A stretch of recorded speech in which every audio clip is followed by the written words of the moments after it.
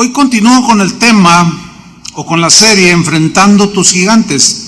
Voy a hablar en el tema número 4, lo he titulado Un gigante nos asedia.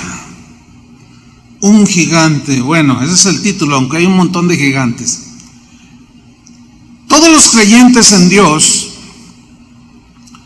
de todas las edades y de todos los tiempos, han sido asediados en algún momento de sus vidas por el gigante de la duda, de la incredulidad o de la falta de fe. Nosotros, como cristianos del siglo XXI, no somos la excepción. ¿Quién de nosotros no ha sido asediado por el gigante de la duda, la incredulidad? ¿A quién de nosotros no le ha faltado fe en algún momento difícil que haya vivido o que estés viviendo? Vamos a ver algunos ejemplos de gente de Dios, de cómo ellos fueron asediados por este gigante de la duda, la incredulidad y la falta de fe. Porque cuando estamos en la situación y dudamos, es como un gigante que nos quiere arrasar. Vamos a ver un ejemplo, el ejemplo de Abraham, el que un día sería llamado padre de la fe. Él fue asediado por este gigante de la duda.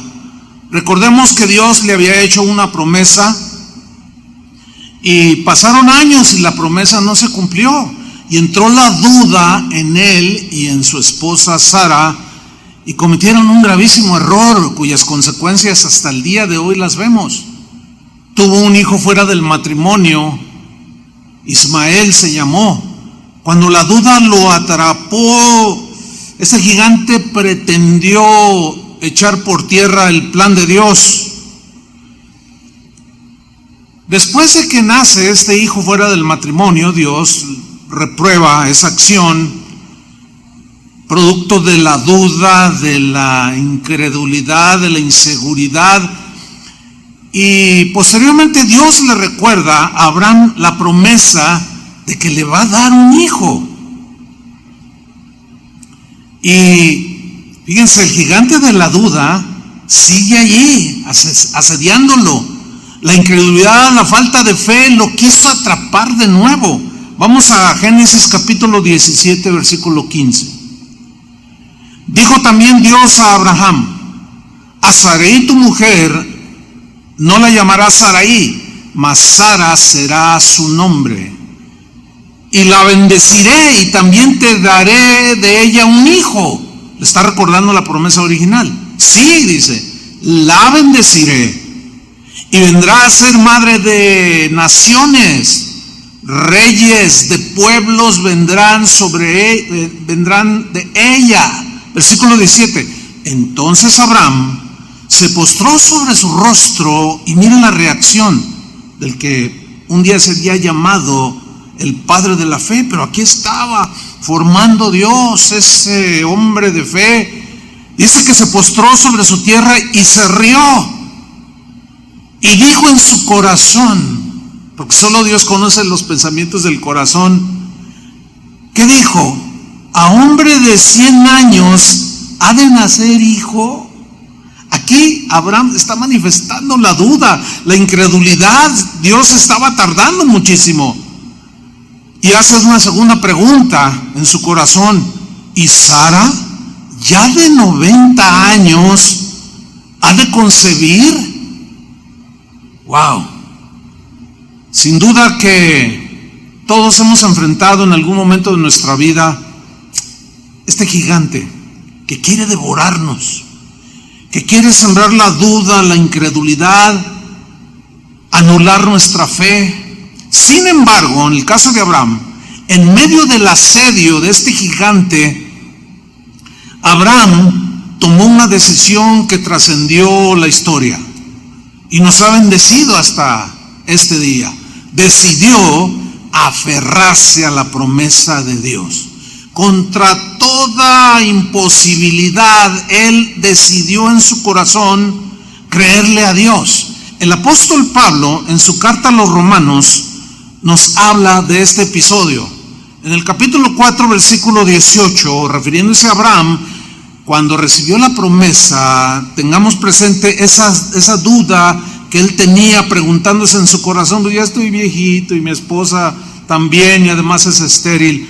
Sin embargo, en el Nuevo Testamento el apóstol Pablo nos revela algo importante. Romanos 4:18. Él, es decir, Abraham, creyó. Finalmente dijo: tengo que poner toda mi plena confianza en el Señor, de que Él cumplirá su promesa. Él creyó en esperanza contra esperanza. O sea, es decir, que creyó en la esperanza que le daba la promesa de Dios contra la esperanza natural de tener un hijo. Para llegar a ser padre de muchas gentes, no lo era. Se requería fe. El gigante lo asaltó. Sin embargo, en algún momento de esa lucha espiritual, él decidió creer. Para llegar a ser padre de muchas gentes, conforme a lo que se le había dicho: así será tu descendencia. Ahora fíjense en el versículo 19. Y no se debilitó en la fe. La fe se puede debilitar o se puede fortalecer. Veamos lo que hizo Abraham. No se debilitó en la fe al considerar su cuerpo. Considerar significa contemplar, mirar detenidamente la circunstancia que él tenía de ser un hombre anciano, y no se quedó allí mirando lo imposible, sino que en fe creyó que Dios cumpliría su promesa.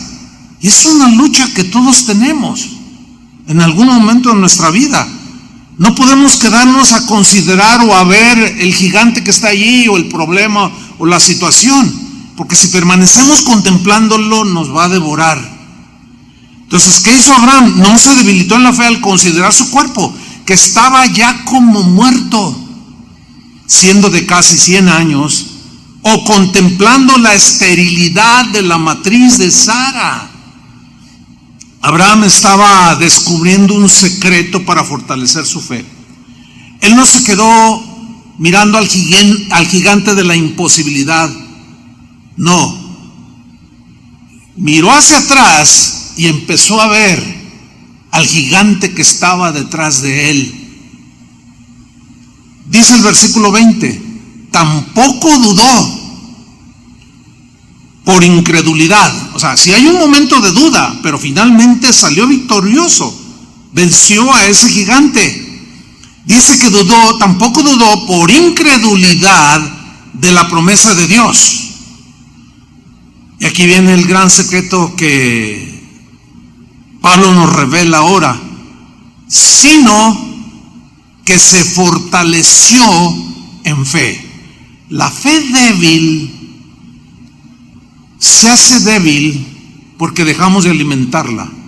Uno de mis maestros de la escuela bíblica puso en una ocasión, en una clase del seminario, un ejemplo para ilustrar algo al respecto. Dijo: es como si tú tienes dos perros Doberman. Uno se llama fe y el otro incredulidad. Si tú le das de comer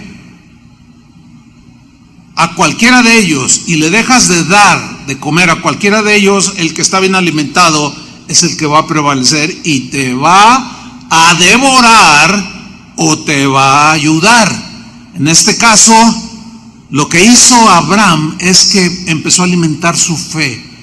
Miraba su cuerpo, pero alimentaba su fe. ¿De qué manera Abraham comenzó a alimentar su fe y a fortalecer su fe? Dando gloria a Dios. Hay traducciones que dicen alabando a Dios. ¿Se acuerdan de Josafat? Hace 8 días que vimos que estaba el gigantesco ejército enfrente de él para destruirlos, devorarlos. Sin embargo, vino una palabra profética: estad quieto, esperad y verás la salvación del Señor, porque la guerra es del Señor. Y él salió a la batalla por delante con los cantores. Y cuando empezaron a entonar cantos de alabanza, allí algo sucedió.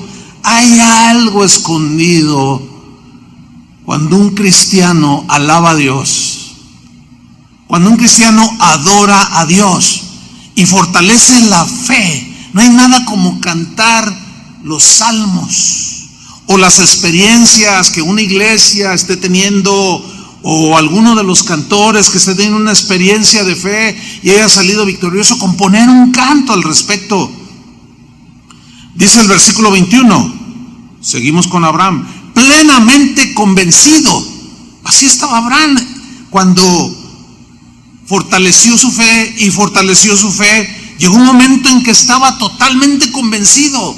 Se miraba al espejo, el gigante de la duda detrás de él. Sin embargo, quitaba sus ojos de ese gigante y empezaba a mirar al gigante que tenía detrás de él, apoyándolo, ayudándolo. Entonces llegó un momento en que en su interior, en su corazón, llegó a estar plenamente convencido de que Dios era también poderoso para hacer todo lo que había prometido. Aquí vemos pues la carrera de la fe.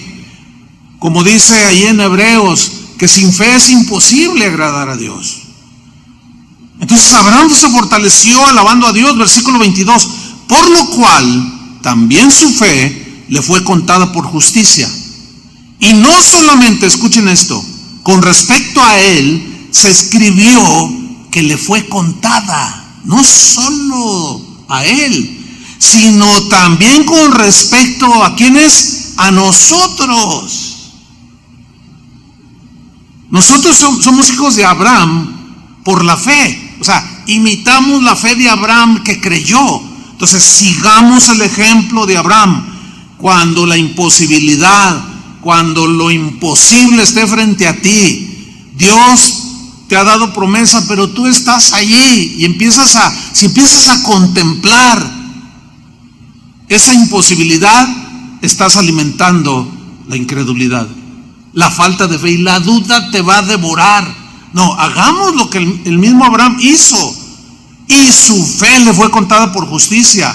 Entonces dice que esto también es con respecto a nosotros, a quienes ha de ser contada, o sea, la fe que tengamos en el Señor. Esto es a los que creemos en el que levantó de los muertos a Jesús, Señor nuestro. Sin duda que la incredulidad, la falta de fe, en ocasiones se nos aparecerá como un gigante, pero el ejemplo de Abraham es extraordinario para ilustrar cómo sí, efectivamente tuvo sus dudas. Sin embargo, lo que hizo fortaleció su fe y terminó plenamente convencido de que Dios iba a cumplir lo que había prometido con él. Otro ejemplo muy ilustrativo es Moisés. Moisés, el héroe de Israel, o uno de los héroes de Israel, el libertador de Israel. Moisés, bueno, el hombre más manso de la tierra, Dios mismo dijo de él. Moisés, con sus propios ojos, vio cómo se abrió el mar rojo delante de él. Él condujo al pueblo hasta el otro lado del mar, lo pasó como por tierra seca.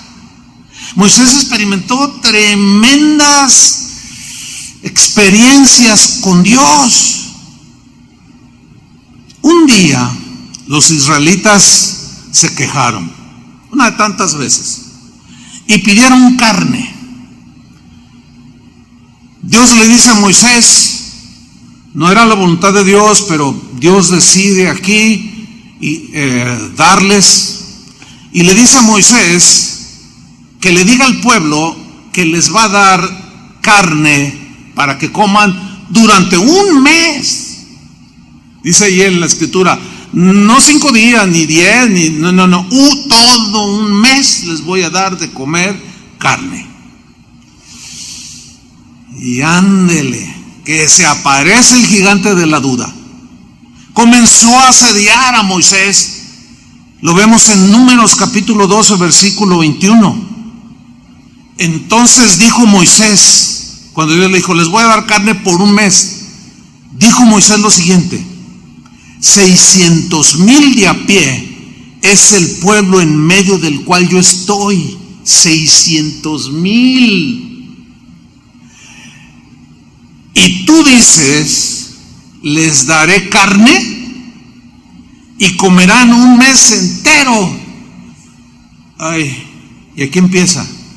Cuando ve los 600,000, dice, no, pues es que para darles de comer durante un mes a 600,000 personas, pues ¿dónde están las vacas? ¿Dónde están los toros? ¿Dónde está la carne? Entonces, cuando Moisés comienza a ver lo numeroso, lo gigantesco, en ese momento que era el pueblo de Israel, 600,000 no son pocas personas, son muchas personas. Entonces ven los 600,000 y les surge la duda. Después de haber visto tantos milagros de Dios, hermanos, somos muy propensos a lo mismo. Y tú dices, Señor, que les vas a dar de comer un mes. Versículo 22. ¿Se degollarán para ellos ovejas y bueyes que les basten? Aquí vemos a Moisés dudando. Y hace una segunda pregunta: ¿o se juntarán para ellos todos los peces del mar para que tengan abasto? ¡Wow! Versículo 23. Dios dándole lecciones a su pueblo, siendo paciente. Es igual con nosotros. Vamos en un camino de fe, tenemos experiencias de fe, nuestra fe va creciendo, se va fortaleciendo. Pero de pronto llega un gigante que decimos, este sí me va a tumbar. ¿Cómo voy a salir de esta situación? Sin embargo, ahí está Dios, dispuesto a extender su mano poderosa. Y al igual que a Moisés, que le dijo en el versículo 23, dice, entonces Jehová respondió a Moisés, ¿acaso se ha cortado la mano de Jehová? ¿Acaso ya se me acabó el poder? ¿Acaso ya se me acabó la misericordia? ¿Acaso ya se me terminó o me bajó la omnipotencia, Moisés? Ahora verás, le dice, si se cumple mi palabra o no. Bueno, todos conocemos la historia. Vino un viento del mar y trajo con él, y no les dio un bife o para que se hicieran su asado tipo argentino, no. Pero les mandó también un platillo de carne muy apreciado. Les envió miles y miles de codornices. Dios le está diciendo a Moisés, Moisés, no dudes de mí. No veas a los 600,000. ¿Cómo le va a hacer Dios para darles de comer durante un mes? No dudes, Moisés.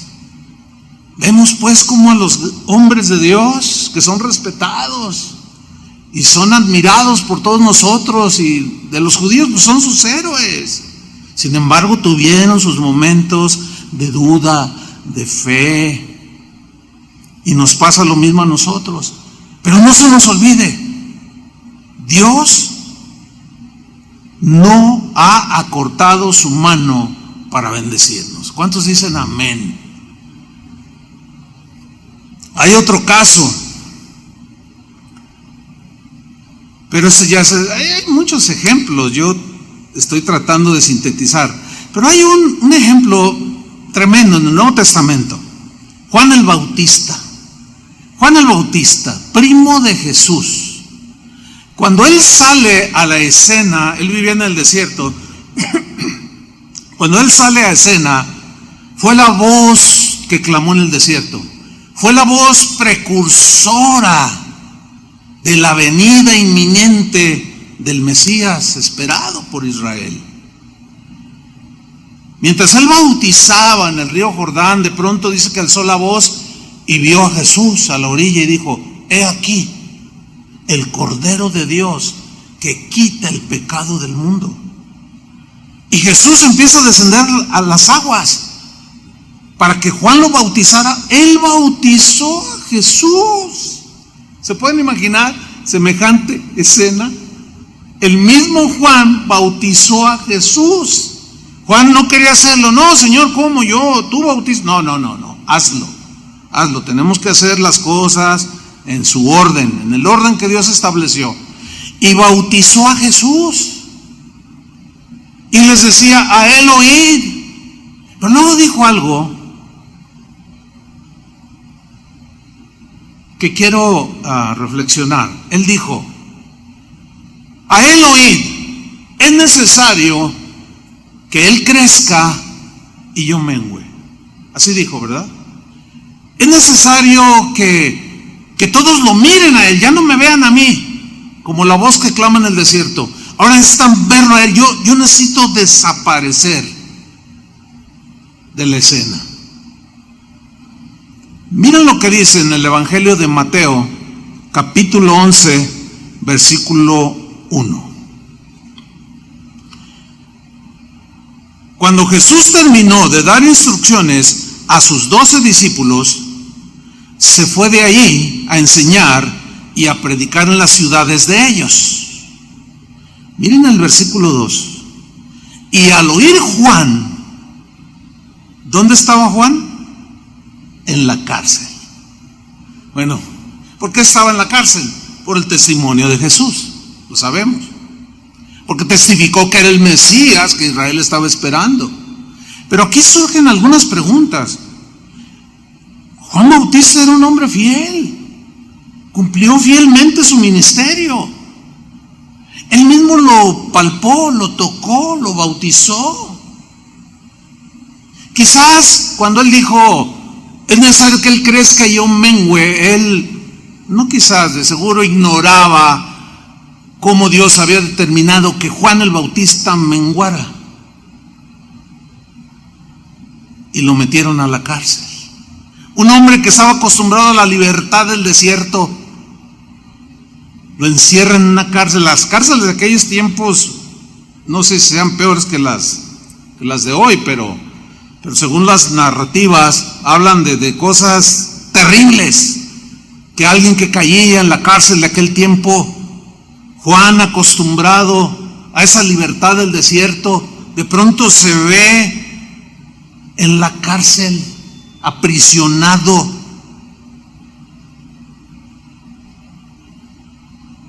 Estaba menguando. Y en ese pensar a solas en la cárcel, el gigante de la duda empezó a asomar sobre él. Y miren lo que viene a continuación. Al oír Juan en la cárcel los hechos de Cristo, le envió dos de sus discípulos a Jesús. Sígame con atención. Para preguntarle, ¿eres tú aquel que había de venir? O sea, el Mesías. Él lo había proclamado a grito abierto.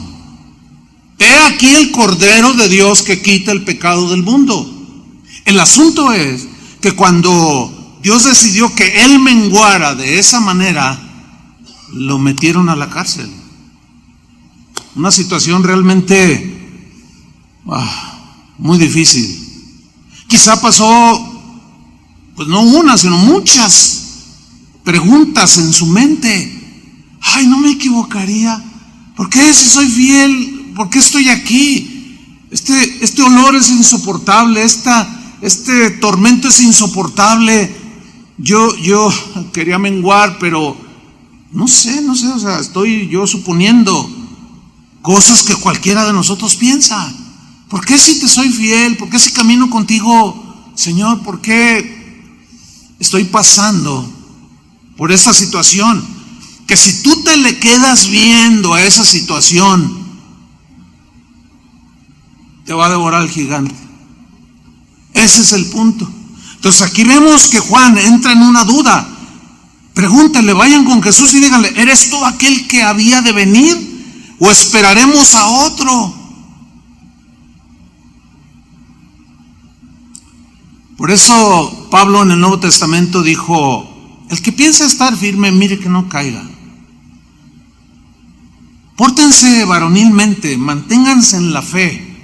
Pero también dijo que no tenemos guerra ni lucha contra personas en sí, sino contra potestades, grandes gobernadores de las tinieblas de este siglo. Pedro en una de sus cartas hace una advertencia: anden con cuidado porque Satanás, como león rugiente, anda buscando a quien devorar, al cual resistid firmes, ¿cómo? En la fe.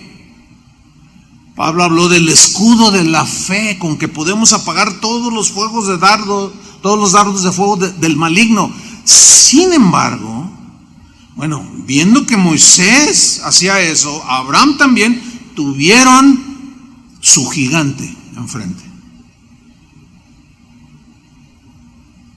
Todos los creyentes, aún los más fieles, en algún momento de nuestra vida se nos aparece el gigante de la incredulidad, de la duda, de la falta de fe, y comenzamos a luchar. Pero estas cosas se escribieron para nuestra enseñanza. Déjenme contarle una experiencia personal.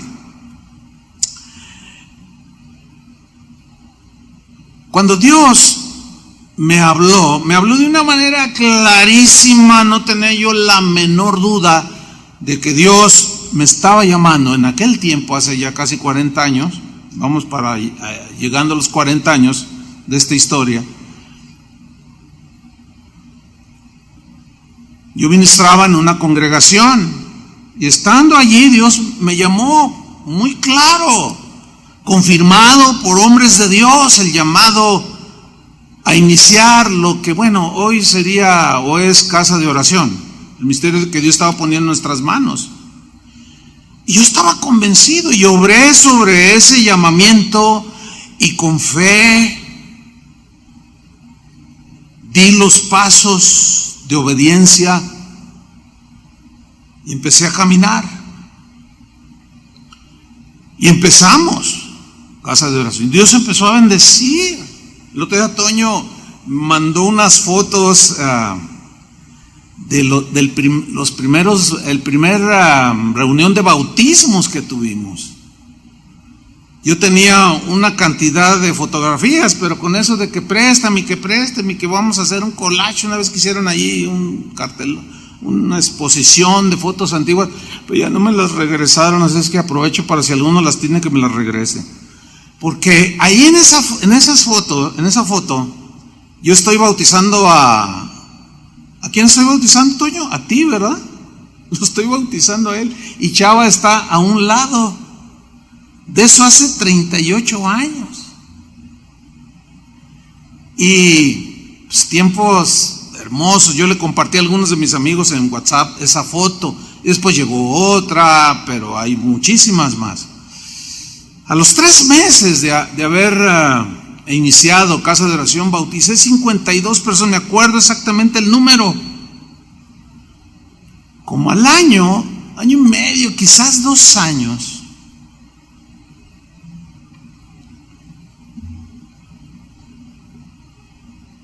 yo había tenido un maestro en el seminario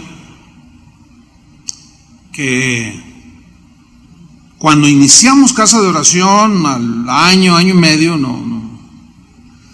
llegó pidiéndome que quería asistir a casa de oración y yo lo recibí. Mi esposa me dijo: ¿sabes una cosa? Ten cuidado con este hermano. Yo le dije: ella tiene un don de discernimiento. Le dije: mira, me dijo, es que algo no anda bien en su corazón. Sí, mira, mi responsabilidad es decírtelo para que tú andes con precaución, con prudencia. Pero no hice caso a la voz de Dios. Pues ándele, empieza a preparar un golpe de púlpito, empieza a hablar con los poquitos de ese tiempo. Bueno, en ese tiempo cuando él aparece ya éramos quizás unos 200, Toño, estábamos en Roble, ¿no? Cuando eso, seríamos unos 100 y pico, pero ya era un buen número de ovejitas. Sin embargo, seguía siendo relativamente una iglesia pequeña. Y sí, efectivamente lo hizo. Empezó a embaucar a algunos, entre ellos el pastor Sergio. Perdón que te nombre aquí, pero él fue uno de los embaucados, él mismo lo ha reconocido, y se lo llevó junto con otros. Ese fue un golpe para mí, porque yo puse mi confianza en un hombre de Dios. La cosa no paró allí, se puso un poco difícil, tan difícil que yo empecé a poner mis ojos en la prueba. Claro, empecé a alimentar la duda de que si Dios me había llamado a hacer lo que estaba haciendo en ese momento. Yo le soy sincero, entró la duda, porque la lucha era tremenda. Y yo recuerdo bien que le dije a mi esposa 2 veces. La primera le dije, oye, ¿sabes qué? No me equivocaría, no nos equivocaríamos en el llamamiento. Y ella me miró y me dice, no. Acuérdate cómo fue el llamado y cómo fue confirmado. No, pero es que mira lo que hizo este hermano, y mira lo que están diciendo, y mira cómo. Sí, claro, yo le estaba diciendo a mi esposa, ve el gigante que está enfrente de nosotros, nos quiere destruir. Y yo estaba alimentando la duda, y ella me dijo, no, métete a orar tú solo, me dijo, y habla con Dios y te va a rectificar. Bueno, me metí a orar con el Señor, pero no pasó nada. Yo seguía viendo los estragos que había causado este hombre. O sea, yo seguía empecinado en ver la circunstancia. Y claro, empecé a alimentar la duda. Llegué la segunda vez con mi esposa y le dije, ¿sabes una cosa? Vámonos. Así le dije. Vámonos, le dije, porque aquí no se puede. Yo no puedo con esa situación. Y me miró y me dijo, mira, yo te sigo. Yo te voy a seguir a donde tú digas, pero llevaríamos las consecuencias. Yo te sugiero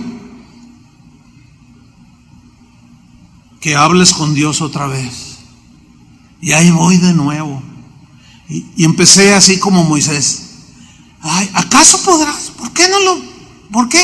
Y el Señor me dijo, basta. No vas a hacer nada, porque yo ya pensaba hacer mis asuntos. O sea, así como Abraham, echarle la mano a Dios, ¿verdad?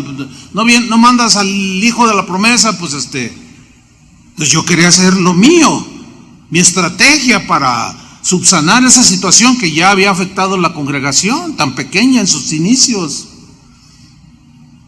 Y alimentaba y Dios me dijo, no hagas nada, yo te llamé, no entiendes todavía lo que yo voy a hacer. Yo les confieso, hermanos, al igual que Moisés, bueno, pero pues yo no soy bueno para hablar, no soy esto, no soy lo otro. Ya me dijo, solo créeme. ¿Saben una cosa, hermanos? Me empecé a dejar de ver esa circunstancia, ese gigante, y empecé a ver a Dios, al gigante que estaba detrás de mí. Y a medida que yo lo contemplaba y leía su palabra, mi fe se iba fortaleciendo y fortaleciendo y fortaleciendo. Y le dije a mi esposa, ¿sabes una cosa? No nos vamos a ningún lado. Pase lo que pase, me voy a morir con las botas puestas. Bueno, creo que tomé la mejor decisión en ese momento, sin duda. Pero tuve la lucha que tuvo Abraham, tuve la lucha que tuvo Moisés. Tú, Chuy, has tenido tus luchas que, Señor, pues si yo te alabo. Sí, pero Julio, todos hemos pasado. Ustedes podrán testificar que cuando ponemos la vista en la circunstancia se alimenta la duda, ¿sí o no, Julio? O sea, sabemos de lo que estamos hablando. No somos ese tipo de fe triunfalista, ¿verdad? No, que no sé qué, y a mí el Satanás me hace los mandados. Lo mismo dijo Pedro y le puso una zarandeada para que se eduque. Qué tremendo, hermanos. Mateo capítulo 11, versículo 4. Seguimos con Juan el Bautista. ¿Eres tú el que ha de venir o esperamos a otro? Respondiendo Jesús les dijo: id y haced saber a Juan las cosas que oís y veis. Noten que Jesús en este caso no le reprochó a Juan el Bautista su duda o su falta de fe. No le dijo: ¿cómo? ¿Eso les dijo Juan? ¿Cómo? Si él mismo declaró con certeza que yo era el Cordero de Dios que quitaba el pecado del mundo, y ahora sale Juan con que si soy yo o no soy el que ha de venir. No, el Señor es muy paciente. Juan el Bautista había sido un hombre fiel, pero Dios, el Señor entiende cuando estamos en esos momentos de duda, cuando la incredulidad crece como un gigante y cuando la fe es débil y nos falla.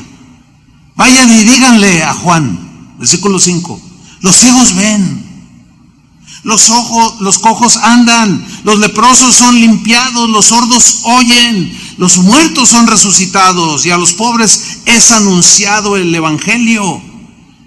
Y bienaventurado, díganle a Juan, bienaventurado el que no halle tropiezo en mí. Ahí estaba la llamada de atención para Juan el Bautista. Cuando le llevan la noticia: sí, es él dijo que sí, Juan, y dijo: bienaventurado el que no haya tropiezo en mí. Y la fe de Juan se afirmó. Pero aquí hay algo tremendo. En esta vivencia de Juan el Bautista aprendemos un principio fundamental: que la manera más sabia de enfrentar al gigante de la duda y la incredulidad es preguntarle directamente al gigante que está atrás de nosotros. Eso fue lo que hizo Abraham, eso fue lo que hizo Moisés, eso es lo que está haciendo Juan el Bautista. Preguntarle directamente al gigante que está atrás de nosotros, protegiéndonos. Quitar la vista del gigante que está ahí enfrente de nosotros y mirar al que está detrás de nosotros. Pregúntale a él. Yo fui y le pregunté a Dios, habiendo tenido certeza del llamamiento, pero las circunstancias me hicieron dudar, porque miraba a aquel gigantón. Y fui 2 veces y le pregunté, y me habló al corazón, y afirmó y confirmó mi fe, y seguí adelante. Y Juan ciertamente murió de una manera violenta, sin embargo se murió convencido de su llamado y de quién era aquel que había bautizado. Pero hubo un momento de titubeo, de duda. El apóstol Mateo, uno de los discípulos de Jesús, hizo algo extraordinario en este sentido. Fíjense que, sabemos que él escribió uno de los evangelios que lleva su nombre, el Evangelio de Mateo. Y en ese evangelio, él escribió un episodio del cual él fue testigo. Él lo presenció en vivo y en directo. Este episodio tenía que ver con los discípulos. Pero en ese episodio que Mateo escribió, el protagonista principal, pues es Jesús y uno de sus discípulos, es Pedro. Ahora, yo me quedé pensando, pues esto no abona a la reputación de Pedro, porque lo que narra es cuando caminó sobre las aguas y de pronto empezó a hundirse cuando la fe le faltó. Y ahí en la reputación de Pedro, pues lo pone como alguien que le falló la fe. Pero Mateo, sin duda, conocedor de los casos que yo he mencionado y de otros más, guiado por el Espíritu Santo, escribió esta historia del cual él presenció en vivo. En este episodio que vamos a leer, vamos a encontrar muchas lecciones de duda y de victoria sobre los gigantes que nos asedian. Vamos a leerlo. Mateo capítulo 14, versículo 23. Dice: despedida la multitud, Jesús subió al monte a orar aparte con el Padre, a hablar con Él, afinar su alma, su corazón. Por eso es bueno orar aparte. Y cuando llegó la noche, estaba allí solo. Es muy importante que de cuando en cuando busquemos la soledad, estar solos. Ayer veía un video donde se veía este lugar repleto, varios miles de personas, y dije, sentí como una nostalgia. Qué bonito. Pues es bonito estar con los hermanos. Ahí Dios envía bendición y vida eterna. Pero está el otro lado de la moneda, cuando debemos de estar solos. Y Jesús lo hacía constantemente. Versículo 24: y ya la barca estaba en medio del mar. Les había dicho, adelántense, yo los alcanzo. Yo imagino que han de haber dicho, ¿y cómo? O sea, bueno, alguien que reme muy rápido nos va a alcanzar. Ya la barca estaba en medio del mar. Hagan una imagen, utilicen su imaginación para hacer como si estuvieran viendo una película. Estaban en medio del mar y la barca era azotada por las olas. Ahora, yo no sé cuántos de ustedes han estado en alta mar con olas fuertes. A mí me ha tocado un par de veces. Es algo espantoso, la verdad. Si no, pregúntale a mi hermano Carlos cuando se casó, se fue de luna de miel. Saludos, Charlie. Y en el trayecto, pues él se fue a Los Cabos y pues aparece un ciclón y lo agarró ahí. No, él nos cuenta que era algo, ¿se imaginan? Unas olas gigantescas y la barca como si fuera una cascarita. Y aquello empieza a ponerse difícil. La razón de estas olas, dice, es porque el viento era contrario. Y aquí podemos aplicar un poco la alegoría, ¿sí? Nosotros vamos navegando en nuestra vida cristiana como en un mar, y de pronto se empiezan a levantar las olas gigantescas porque el viento es contrario. Cuando el viento es contrario, o sea, vienen así las olas, o está el agua, empiezan a levantar olas y más altas, y aquellos se hacen remolinos. Es una cosa espantosa, la verdad. El viento era contrario. ¿Cuántas veces hemos navegado en nuestra vida cristiana y de pronto el viento nos es contrario? Como Abraham, como Moisés, como Juan el Bautista. Y tú tienes tu propia experiencia de cuando el viento, como la que yo les conté en lo personal, empezó a levantar esas olas. Y yo veía que todo era contrario hacia nosotros, y entró la duda. Y vuelve a suceder. Ahora, los discípulos ya habían pasado muchas experiencias con Jesús hasta este punto. Y ahí están, a punto de esa cascarita en medio del mar, por todos lados, y los discípulos dentro.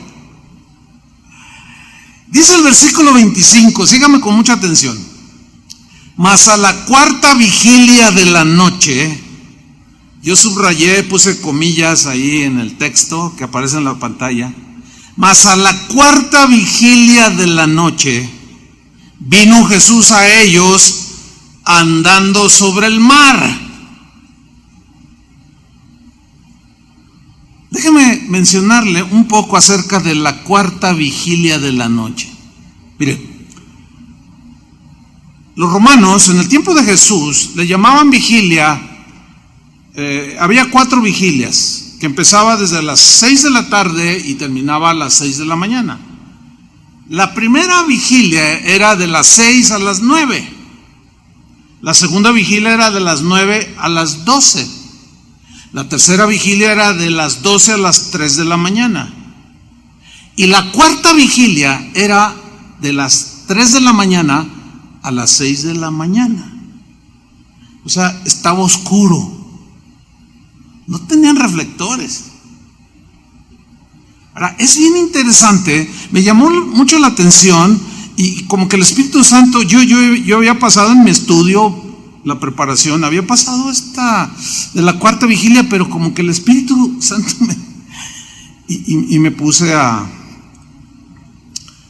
a investigar. Encontré algo tremendo. Encontré que la cuarta vigilia de la noche, que es de las 3 de la mañana a las 6 de la mañana, era cuando Jesús oraba. La cuarta vigilia era cuando María Magdalena, después de que Jesús había muerto y había sido sepultado, en la cuarta vigilia, estando aún oscuro, hasta Chuy hizo un canto de este pasaje bíblico, aún estando oscuro, dice, llegó de mañana y encontró la tumba vacía. Y así empecé a encontrar muchos ejemplos de que a la cuarta vigilia, en la mañana, muy de mañana, Proverbios dice que bienaventurado el hombre, y también hay salmos donde hablan los que me buscan de madrugada. El salmista decía, me levantaré de madrugada. Se refería a esa cuarta vigilia.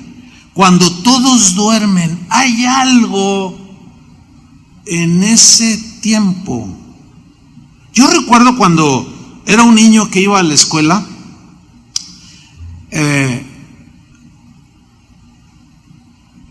me acuerdo cuando me pusieron en primer año, me tocó el turno de la tarde, pero no me gustaba. No, yo no lo sabía explicar. Ahora, ayer que reflexionaba sobre esto, entendí algo. Y yo me acuerdo que le decía a mi mamá y a mi papá, cámbienme en la mañana, cámbienme en la mañana. ¿Pero por qué? Si en la tarde, no, es que en la mañana, no sé, es que en la tarde como que ya ando muy inquieto y con muchas cosas y no sé. Bueno, en ese caso me inscribieron y me aceptaron y yo estaba feliz. Siempre busqué, cuando yo estuve en mis tiempos de estudiante, las mañanas. Es en las mañanas cuando yo recuerdo, o sea, ni cristiano era, mi mente estaba más propicia para aprender. Como cristiano, ayer mientras meditaba esto, me di cuenta de algo extraordinario. Muchas de las decisiones que yo he tomado han sido en ese horario. Y no porque yo me levante a orar todos los días a las 3 de la mañana, entre 3 y 6, no. Pero Dios me despierta. Les puedo contar muchos testimonios de esto.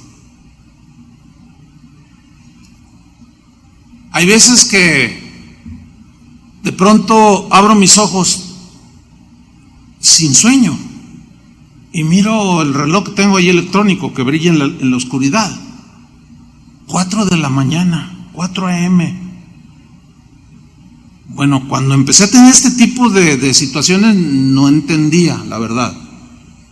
Al paso de los años, cuando me sucede esto, me pongo allí mismo en la cama sin levantarme, Señor, sí, dime, miren, hermanos, hagan de cuenta, es una claridad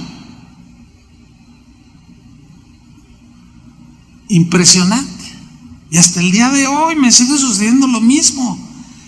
Pero luego, creo que el Espíritu Santo me impulsó. Estoy en mi computadora y fíjense lo que puse en el buscador. Ahí le pregunté al hermano Google, ese hermano todos lo saben, lleven. Y puse así yo,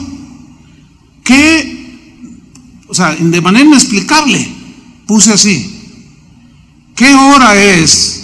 ¿O cuál es el horario cuando la gente más se suicida? Ándale, yo dije, ¿por qué pregunto esto? ¿Y qué me sale?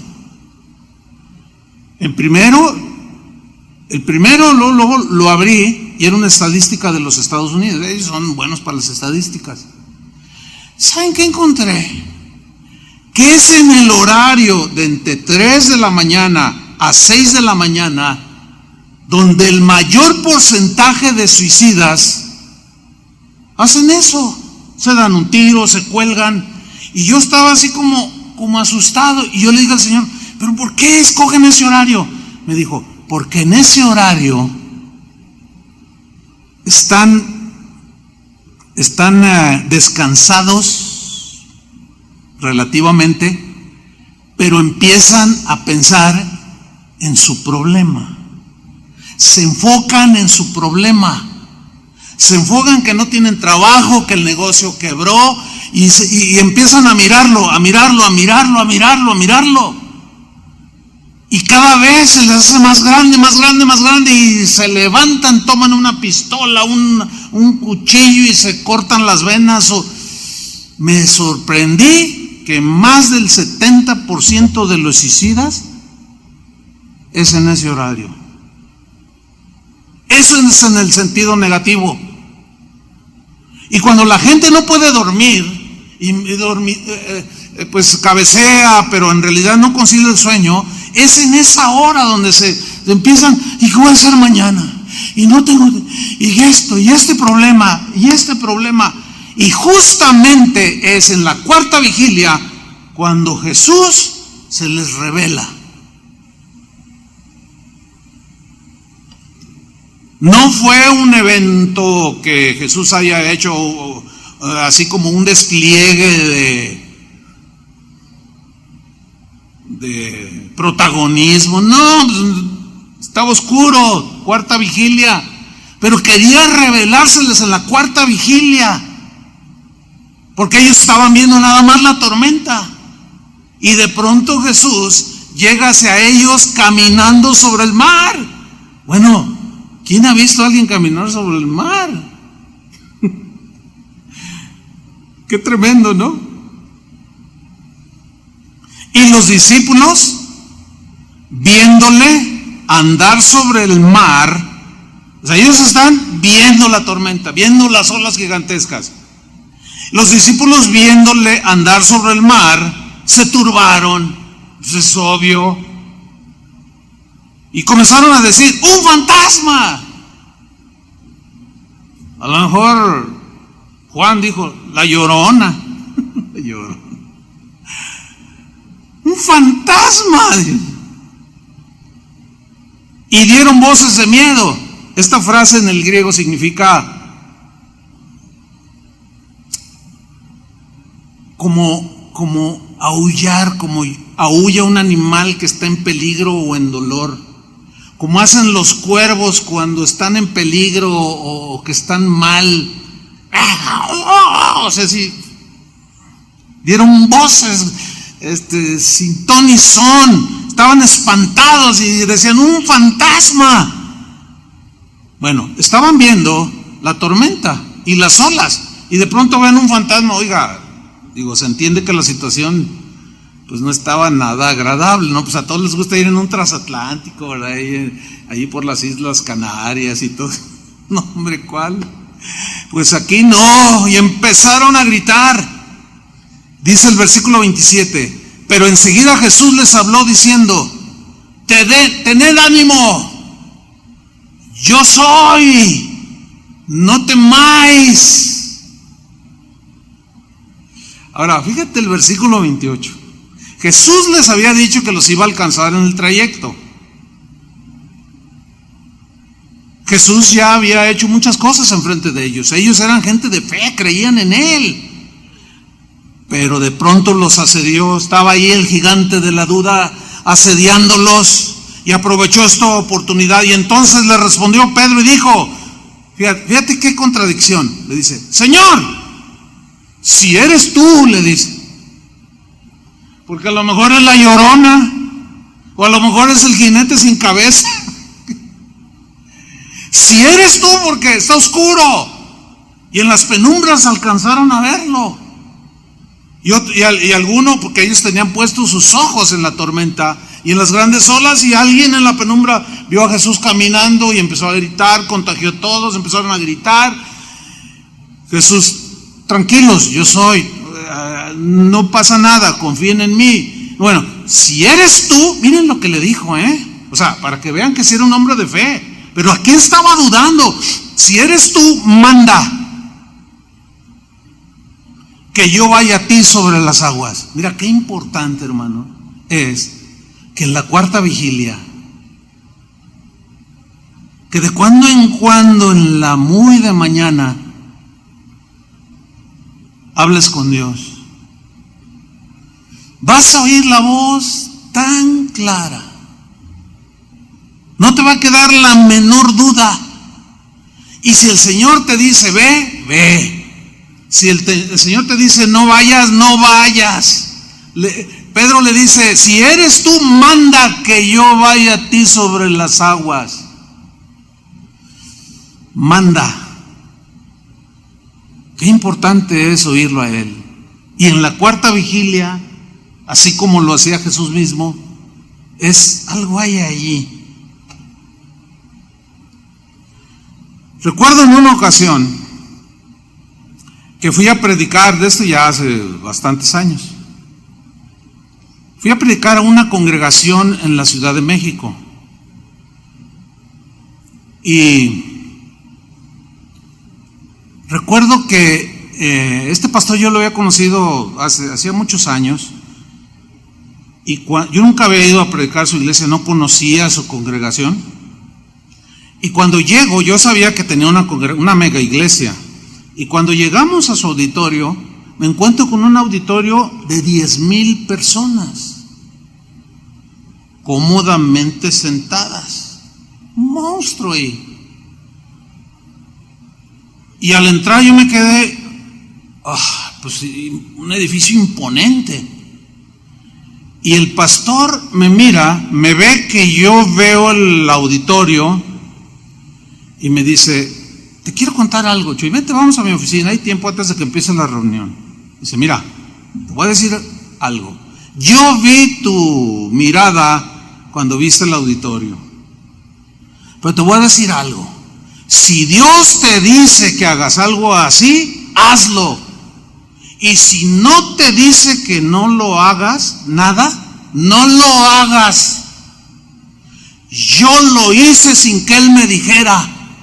No te imaginas, esto me ha gastado toda la vida. Chuy, estás joven, me dijo, no cometas el mismo error que yo hice. Porque todos queremos iglesias grandes. Y yo no le pregunté al Señor, ¿es este monstruo? Bueno, tan monstruo que, este pastor ya murió, ya falleció. Quizás hace 15 años de esto o más, no recuerdo la fecha con exactitud. Los que quedaron encargados de la iglesia hoy no meten más de 2,000 personas ahí. Chuy, para pagar las vigas, el cemento, me desgasté tanto, me preocupé tanto en cómo traer recursos para crear, hacer esto. Hoy estoy todo enfermo, al poco tiempo murió. Y eso se me quedó así como, me impresionó. Si eres tú, manda que yo lo construya. Si eres tú, dime si no lo haga. Pues no hace muchos años, ¿qué tantos años será, Toño, cuando andábamos comprando un terreno aquí por esta avenida? ¿Cuántos? Como 10 años. Bien, se pasaron los años. Y hace como 10 años nos dijeron, hay un terreno que venden por esta misma avenida, casi con el periférico. Un terreno hermoso.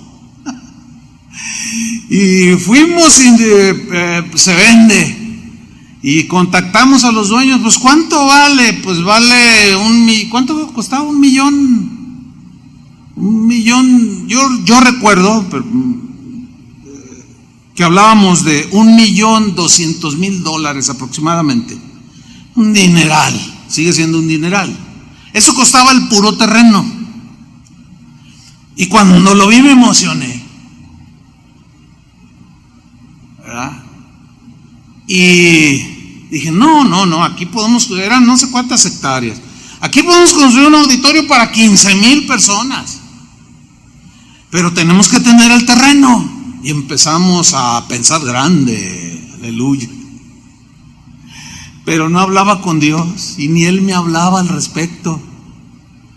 Entonces dijimos, sí, pero juntar $1 millón no va a ser nada fácil. Y en ese momento mi mente, así como la de Abraham, empezó a trabajar. Pero yo tengo un amigo que nos aprecia mucho. Y él es de un ministerio en los Estados Unidos, de una iglesia muy grande, muy bendecida por el Señor. El 70% de los miembros de allí son ricos literalmente. Esto es en el estado de Texas y algunos, un buen número de ellos son petroleros, imagínense. Un día estábamos en una reunión, ¿te acuerdas, Chuy? Toño creo que era el que estaba. Y el pastor dijo, hermano, necesitamos allá para Nicaragua, allá el orfanatorio, necesitamos ahorita $1 millón. Hermano, en un ratito los juntaron allí como si nada y yo asustado. Bueno, ese pastor me dijo, ¿sabes, Chuy? Dice, nosotros los apreciamos mucho a ustedes. Mira, con casi nadie hacemos esto, pero lo que tú llegaras a necesitar algún día, nada más dinos. No hay ningún problema en cuestión de dinero. Me dijo, mira, nuestra iglesia tiene un fondo misionero de $12 millones al año. O sea, se gastaban $1 millón al año, al mes. Me dijo, les damos lo que necesiten. Y me acordé, o sea, mi mente, me acordé del hermano Pablo ahorita, que decía, tu peor enemigo es tu mente carnal, me decía, que te va a querer meter allí cosas, pero pregúntale a Dios. Y ahí sigo yo, y acuérdense del hermano que él nos ha dicho, y todos bien emocionados, y ahí estamos pisando el terreno, porque la Biblia dice que todo lo que pisa la planta, esa edad de... No hicimos eso, no creemos en eso. Pero ahí estaba la ilusión, y no, mañana mismo, cuando tenemos el precio, mañana le hablo y $1 millón para ellos no representaba gran cosa. Entonces me levanté muy de mañana, casi ni dormí, pues estaba emocionado. Dice, ese terreno es nuestro y vamos a construir un auditorio para 15,000. Y muy de mañana me metí a bañar,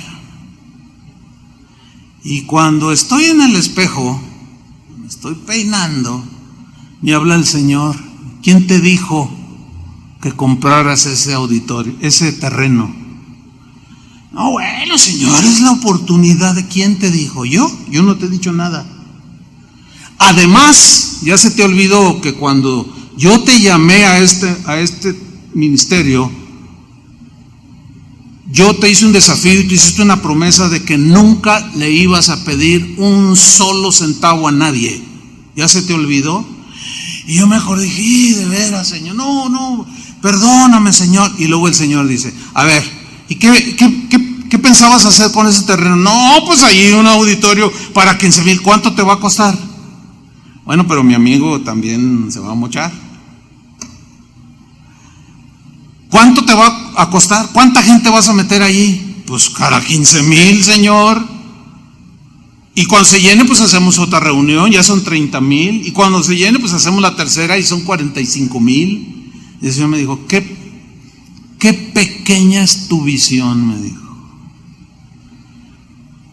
Vas a desistir de hacer eso. Yo no te dije nada. Si tú lo haces, yo me hago a un lado. Y dije, no, Señor, yo te prometí, tú no me dijiste, no lo voy a hacer. Ya tuvimos la reunión, les dije, no, ¿saben qué? Pues el Señor me dijo que no en la cuarta vigilia, casualmente. ¿Cómo? Sí, pues no. Yo recuerdo la reacción de los pastores. No, pues está bien, no, pues tú eres el pastor.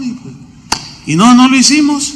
Y luego voy con el Señor y le digo, oye Señor, entonces ¿cómo quieres que crezcamos? Mira, lo que vas a hacer es lo siguiente. Si tú hubieras hecho ese auditorio, metes a lo más 45,000 y ya.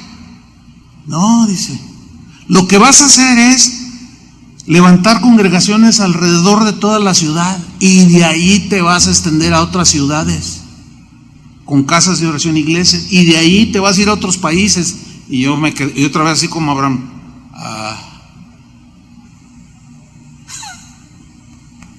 lo vas a hacer así.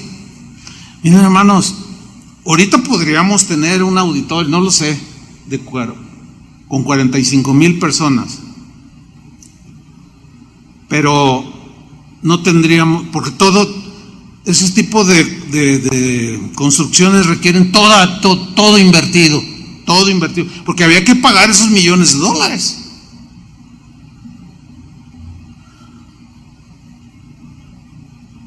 Y ahora ya con más aplomo medito y pienso en esto y digo, ay Señor, no cabe duda que qué importante es, si eres tú, manda, habla tú, Señor, porque ¿qué hubiera sido de nosotros? Bueno, nada más aquí en la ciudad ahorita y en poblaciones aledañas hay más de 40 congregaciones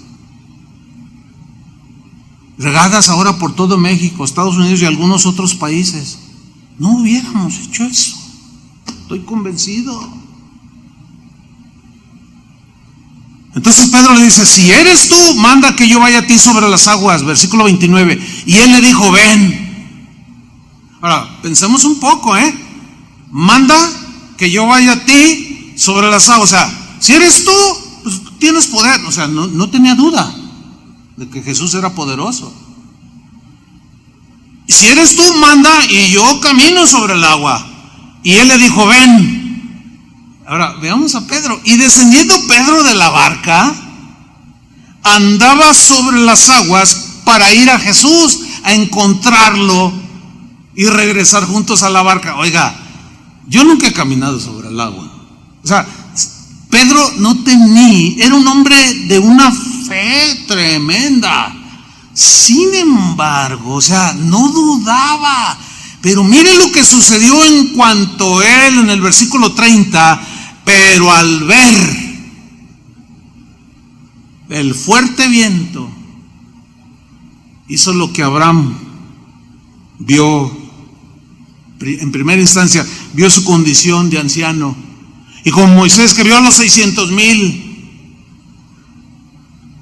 y como Juan el Bautista que se vio en la cárcel, y cuando vio, pero al ver el fuerte viento, quiero señalar algo aquí, mire, en griego, ver, el verbo ver, es un verbo que tiene la idea de ver algo con suma intensidad, o sea, sin quitar la mirada, con intensidad, sin pestañear siquiera, es como mirar fijamente. Ahora, aquí, ¿qué es lo que estaba viendo? El fuerte viento. Lo estaba viendo de manera intensa. ¿Se acuerdan los espías y Josué y Caleb? Los espías vieron con intensidad a los gigantes y dijeron, no podemos, alimentaron la duda. Pero Josué y Caleb vieron con intensidad al gigante que estaba detrás de ellos. Lo mismo hizo David. Él no vio al gigantón de casi 3 metros llamado Goliat. Él al que miró intensamente fue al gigante que estaba detrás de él. Lo mismo hizo Josafat. No miró al gigantesco ejército de 3 millones de soldados diestros para la guerra. Él dijo: no sabemos qué hacer, y a ti volvemos nuestros ojos para verte a ti. Otra vez el mismo principio. Extraordinario. Entonces, al ver el fuerte viento, tuvo miedo. Ahí está. Empezó a contagiar como los 10. Tuvo temor, como cuando yo me contagié de temor en aquel camión que les conté en la primera enseñanza. Tuvo miedo, y cuando hay miedo empieza la duda, y comenzando a hundirse,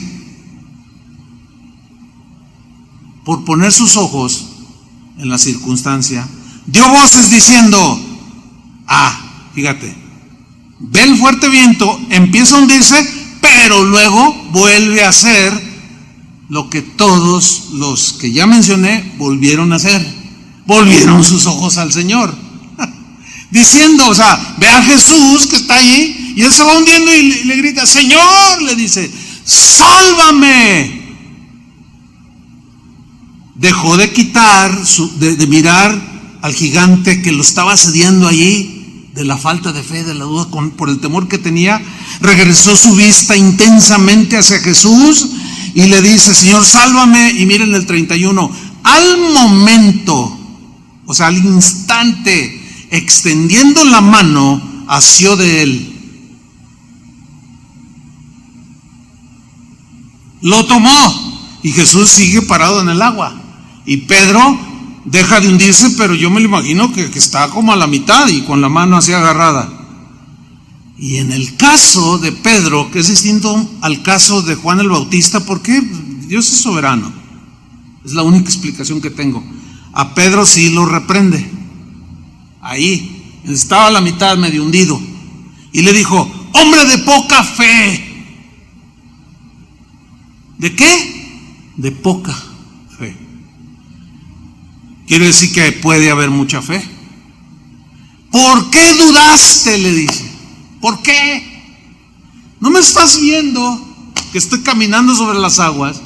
Que yo te dije: desciende, Pedro, ven a mi encuentro, pero quitaste tu mirada de mí. Y el gigante de la duda te quiere pisar. ¿Por qué dudaste? Lo reprende. Versículo 32, y cuando ellos subieron en la barca se calmó el viento. Ahora, subieron, no lo cargó Jesús. Volvió la fe. Volvió la fe sólida que te hace caminar sobre las aguas, sobre las circunstancias de la vida. Porque volvió otra vez su mirada a Jesús.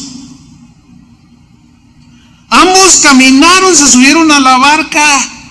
Entonces los que estaban en la barca vinieron y le adoraron diciendo: verdaderamente eres hijo de Dios. También ellos dudaban. Verdaderamente, ahora sí ya no nos cabe la menor duda. Ahora sí ahora sí ya creo. Y aún así vemos a Jesús después de que resucitó a Tomás: no, si no toco, si no veo, no. Pero el Señor es paciente. Finalmente, un último ejemplo. Tengo muchos aquí, pero debo de cerrar este mensaje. Jesús otra vez con sus discípulos. Los escribas estaban disputando con Jesús, con los discípulos de Jesús. Y llega Jesús, ve la disputa, y dice en Marcos 9:16, Él les preguntó a sus discípulos: ¿qué disputáis con ellos? Y respondiendo uno de la multitud, estaban sus discípulos y gente ahí alrededor: ¿qué disputan con ellos?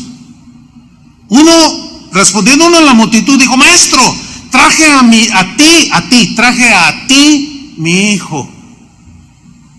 Yo lo traje a ti, que tiene un espíritu mudo, el cual donde quiera que le toma le sacude y echa espumarajos, cruje los dientes y se va secando. Y dije a tus discípulos que lo echasen fuera y no pudieron. Ay, hermanos, qué tremendo. Yo lo traje a ti, pero no estabas y dije, no, pues yo soy su discípulo. Esto va para los pastores, los que decimos que ministrábamos al Señor. Es increíble. No hace mucho estaba oyendo a un predicador que su posición teológica es que los milagros ya pasaron de época, nada más fue para el tiempo de Jesús, como que el Señor ya no hace milagros, o sea, no cree en lo sobrenatural, todo eso. Les llaman cesacionistas, es una posición teológica. Y justamente estaba hablando de este pasaje. Hágame usted el favor. Pero obviamente su conclusión, ¿quién sabe dónde papaloteó? Diciendo un montón de menos de lo que está sucediendo aquí. O sea, ¿cómo un hombre de Dios, que debe ser un hombre de fe, no crea que tenemos un Dios poderoso, que sigue haciendo milagros? Pues los hay. Entonces, traje a mi hijo a ti, pero tus discípulos, pero yo aquí lo represento. A ver, ¿qué tiene el muchacho? Pues no pudieron, dice. Y mire el versículo 19, respondiendo él, o sea Jesús, les dijo, oh generación incrédula.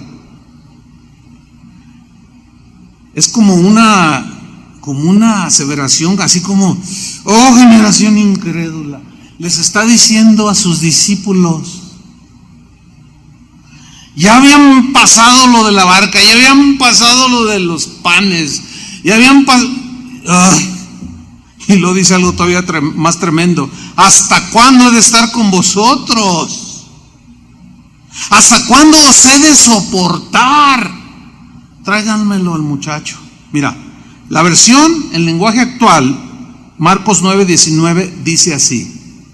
Nos queda un poco más claro. Jesús les dijo, ¿por qué no han aprendido a confiar en Dios?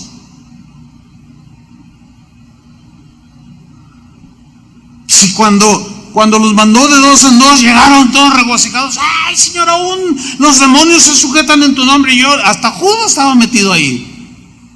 Y se nos salió un demonio en el nombre de Jesús y todo. Y estaban regocijados. Y Jesús en esa ocasión les dijo, no se regocijen tanto de que los demonios salen, sino de que sus nombres están inscritos en el libro de la vida. Ellos ya habían experimentado, pero algo pasó allí. Y Jesús dice,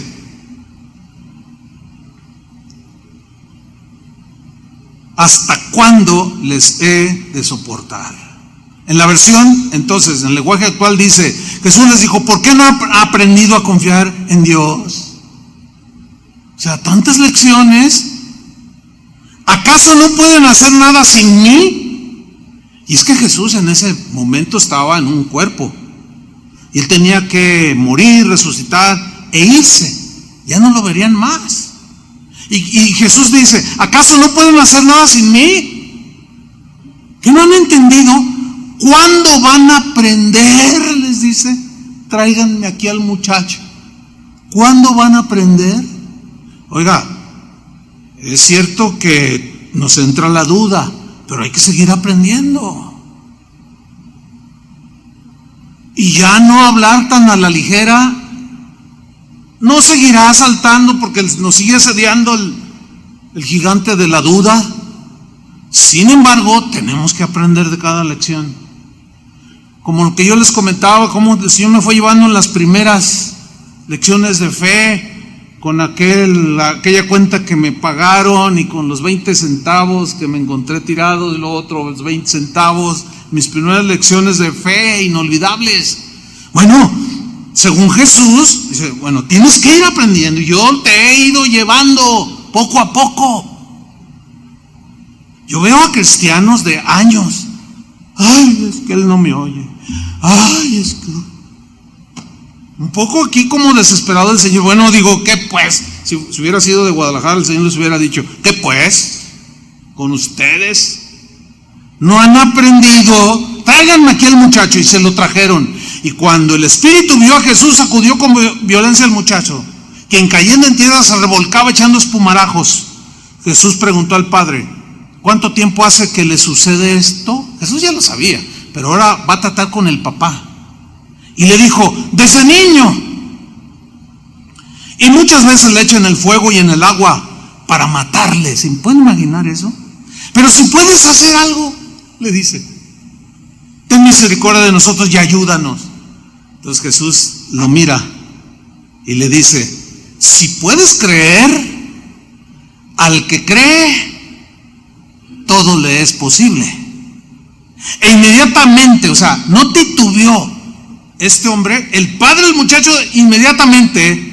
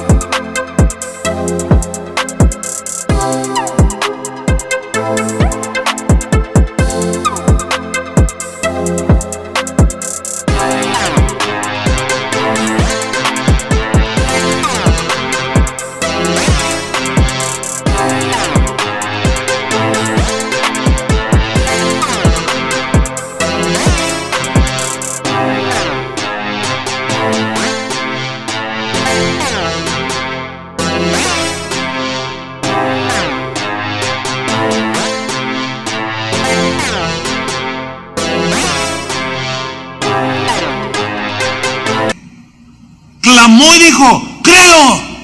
Porque dice al inicio de la lectura, dice que y lo traje a ti. ¿Por qué? Porque había oído algo de Jesús, creía en él.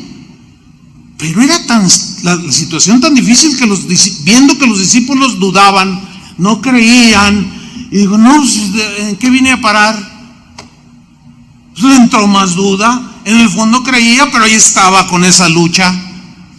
Si crees, le dice, si puedes creer, si puedes, todos podemos. Al que cree, todo le es posible. Inmediatamente el padre del muchacho clamó y dijo: creo. Pero añade otra cosa: ayuda mi incredulidad. O sea, mi fe, Señor, es poca. Sí, pero también recordemos que Jesús dijo: si tuvierais fe como un granito de mostaza, diríais a este monte quítate y échate en el mar, y os obedecería. Tiempo atrás escuché un testimonio bien tremendo, fíjense, de una iglesia en los Estados Unidos que estaban orando, necesitaban un terreno y les donaron un terreno. El terreno era de algunas hectáreas, pero tenía un problema, entre comillas. Era un cerro. Entonces, cuando van y ven el terreno, pues el pastor que lo contó dice: ay, hermanos, yo lo vi, dije, pero ¿cómo construir ahí? El terreno es donado, pero todo ese montón de tierra para removerlo va a ser costosísimo, y emparejar el terreno, no vamos a poder. Y algunos de sus líderes: no, pastor, hay que tener, no, mejor hay que venderlo. Y cuando fueron a ver, iban varias familias, y sale un hermano que estaba recién convertido.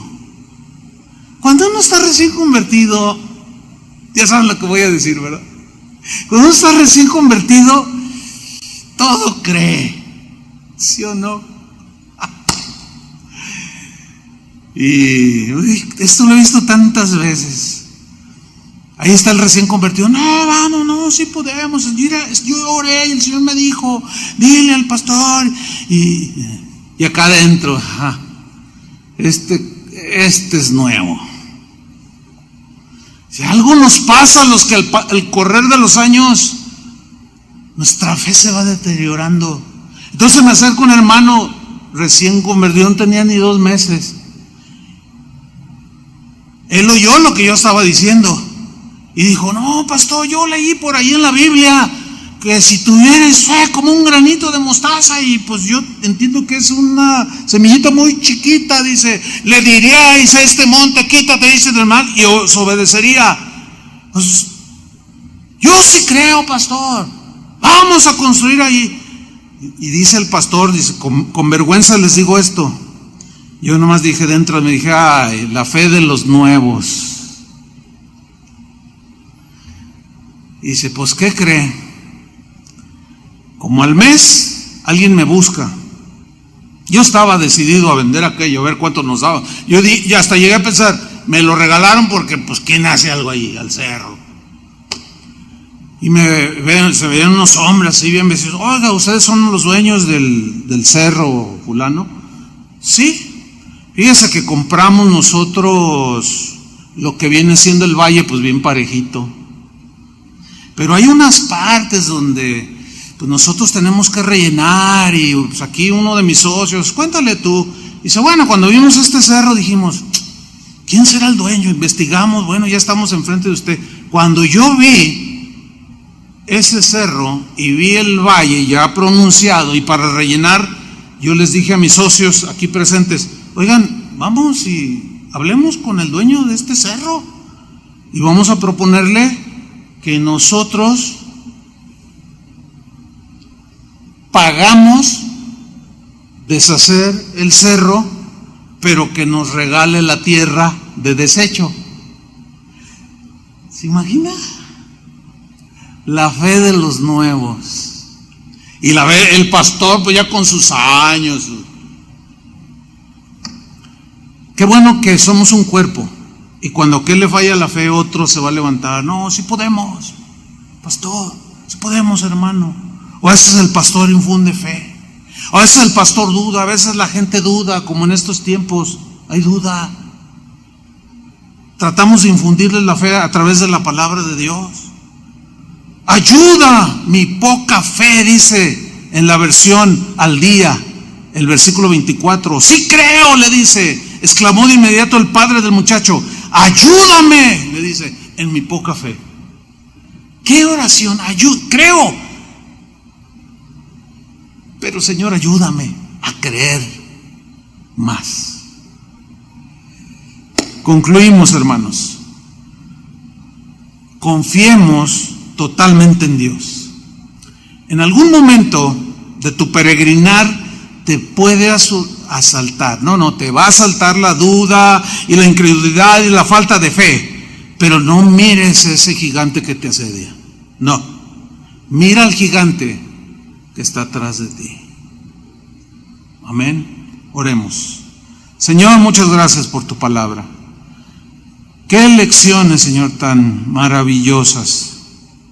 Tu palabra es viva y eficaz y conforta nuestra fe, infunde aliento y alimenta nuestro espíritu, y nuestra fe se fortalece y la convicción vuelve a estar sólida, como Abraham, como Moisés. Todos tuvieron sus dudas, Josafat mismo, pero todos de pronto miraron al gigante que tenían enfrente, pero después voltearon hacia ti, como Pedro, los discípulos, y nosotros somos iguales que ellos, Señor. Ayúdanos, ayuda nuestra incredulidad, ayuda nuestra poca fe, Señor. Oramos por aquellos que están